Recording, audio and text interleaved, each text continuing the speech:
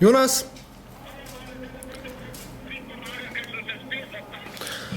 Ok, pridem. Ja, seznam, zataknu se. Spet tako. Ja. Ne pomagi, stari, da bomo cel dan tle. Ok, A si? sem. Ok, dej. Rajko Gerič, Vasko Simoniti, Razem Pintar, Gregor Golobič, Janez Janša, Saša Lendero, Pavle Rupa, Bojan Šrot, Rajko Hrvat, Boris Popovič, Stojan Avor.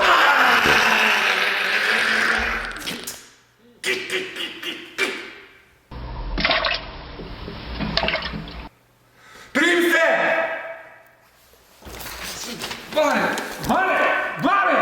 Vare!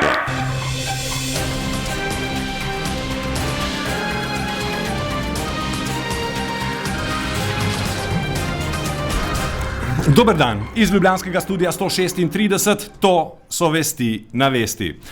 Predsednik vlade je državnemu zboru predlagal glasovanje o zaupnici vladi. To je napovedal v intervjuju, ki ga je na TV Slovenija včeraj zvečer dal direktorju televizije Jožetu Možini. Zaradi tega tako pomembnega dogodka je odpadel milijonar. Če je bil kdaj primeren trenutek za sočno psovko, je to zdaj. Pička jim materina. O tem, kaj o vladni krizi mislijo ministrice in ministri, smo izvedeli po seji vlade. Nekateri so bili zgovorni, drugi malo manj. No, najbolj verjetni scenarij je ta, da delamo odgovorno naprej, dokler se vsi skupaj ne odločimo drugače. Mislim, da je ključno za nas v vladi, da delamo odgovorno naprej, da se pripravljamo na predsedovanje in da speljemo torej vse postopke do končne odločitve. Vlada normalno naprej dela, kakšni bo pa načrti predsednika vlade, najboljše vprašati. Mi smo vam tudi rekli, da bo to nekaj dni trajalo, o tem se seveda še pogovarjamo in ni pa nikakršne spremembe. Zadeva je resna, še vedno mislimo to, kar je predsednik tudi v našem imenu vsem povedal, na takšen način, v takšnem dušju, nobena vlada ne more biti verodostojna. To je tako pomembno vprašanje za prihodnost države, še posebej pa je to pomembno vprašanje glede bližajočega predsedovanja Evropske unije, da se je o tej temi potrebno zelo odgovorno pogovoriti na ravni koalicije.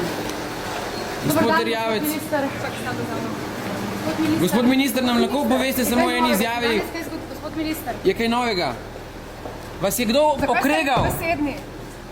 Predsednik SD Borut Pahor je povedal, da njegova stranka ne bo podprla zaupnice vladi. Brez mandata volivcev SD ni pripravljena vstopiti v nobeno vlado. Prepričan pa je, da bi bilo za Slovenijo najboljše, če bi Janševa vlada ostala in opravila svoje delo do konca, ali pa naj se razpišejo predčasne volitve. Vepet ti malo na zrak, no? Lahko se seveda kdo odloči, da bo tvegal tudi s prehodno ali tehnično vlado. Vendar pa na obseg obveznosti in odgovornosti, ki jih ima predsedujoča država, ne menim, da bi bilo potem to delo opravljeno tako, da bi se ugled in prestiž Slovenije v svetu okrepila. Potem bi mednarodna skupnost morda več pozornosti posvetila politični negotovosti v Sloveniji, kot pa slovenskemu predsedovanju Evropski uniji. Na vladno krizo se je pred poslopjem vlade na Gregorčičevi zavest odzval tudi predsednik stranke Mladih Slovenije, Darko Krajnc. Mislim, da je tu veliko preigravanja. Tudi v ozadju se lahko vidi podobna zgodba kot leta 2000. Enaki akterji, tokrat pač pod drugim imenom stranke Zares in Desus. Jaz mislim, da take stvari in preuranjene izjave premijera niso primerne za politiko, vsaj ne za odrasle. Smešne so tudi v tem pogledu, da če te opozicija ne podpira, ni možno delovati, voditi vlade. To je malo smešna izjava. Državni sekretar za evropske zadeve Janez Lenarčič, človek, ki vodi projekt predsedovanja Slovenije Evropski uniji v prihodnjem letu, je bil glede možnosti padca vlade redko beseden.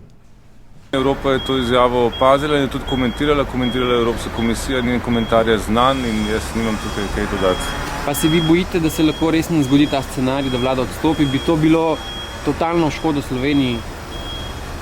Ne bi jaz komentiral hipotetičnih vprašanj. Vlada je kljub krizi aktivna. Nekdanjega predsednika vlade, zdaj poslanca stranke SD Antona Ropa, je razrešila dolžnosti varovanja tajnosti podatkov glede afere Sova. V državni zbor pa je ponovno poslala šolsko zakonodajo in hkrati zavrnila vse pripombe državnega sveta. Valentin Hajdinjak je takole pojasnil, zakaj so Ropa odvezali molčečnosti. V povezavi s poslovanjem dr. Iztoka Podbregarja pri razpolaganju s finančnimi sredstvi SOVE in v povezavi z izvajanjem programa dela SOVE bo odveza molčečnosti omogočila policiji, da se izvedejo vse naloge iz 148. in 148. člena zakona o kazenskem postopku. Minister za javno upravo Gregor Virant je predstavil zakon o omejitvah in prepovedih za nosilce javnih funkcij. Ob tej priložnosti je predstavil tudi željo po odstopu predsednika Komisije za boj proti korupciji, Draga Kosa. Še enkrat gremo tega. Okay.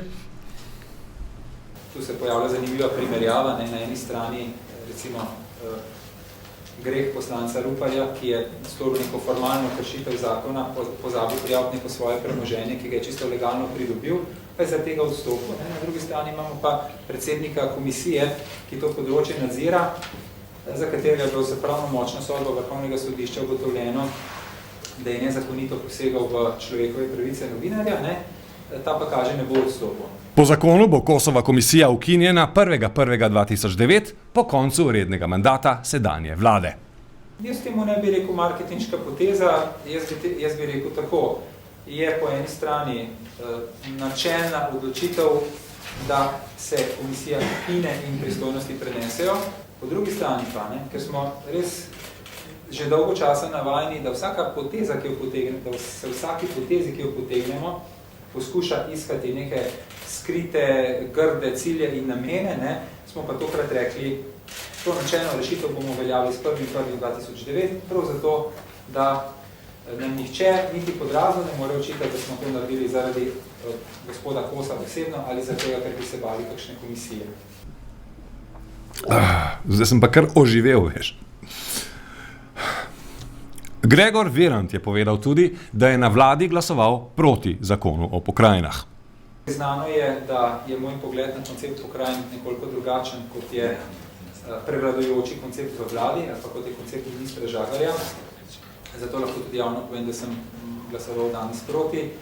Razloge za svoj glas proti sem obširno utemeljil na seji vlade, glede na to, da sem član te vlade ne bi želel z njenimi odločitvami polemizirati javno.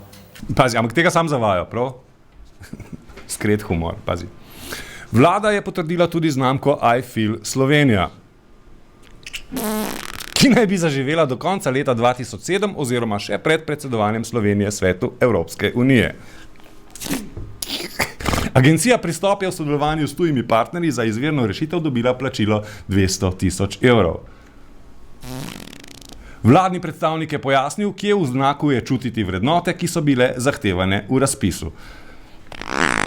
Čakaj, zdaj sem se pa zmočil. Izkristalizirale so se številne lastnosti, med njimi ambicioznost, delavnost v smislu, da Slovenci radi delamo stvari, ki jih delamo radi. Zelena kot prevladujoča barva, recimo, ko se je analiziralo, katere so tiste barve, ki določajo Slovenijo najbolj, zelena in modra, potem pa dolgo nič, ne. Slovenija, Slovenija, Slovenija, kulturac.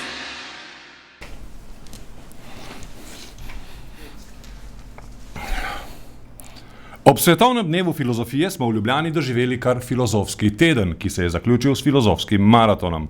Predstojnik oddelka dr. Borut Cerkovnik je sklepno srečanje ljubiteljev modrosti začel z asociacijo na film Maratonci tečejo častni krog.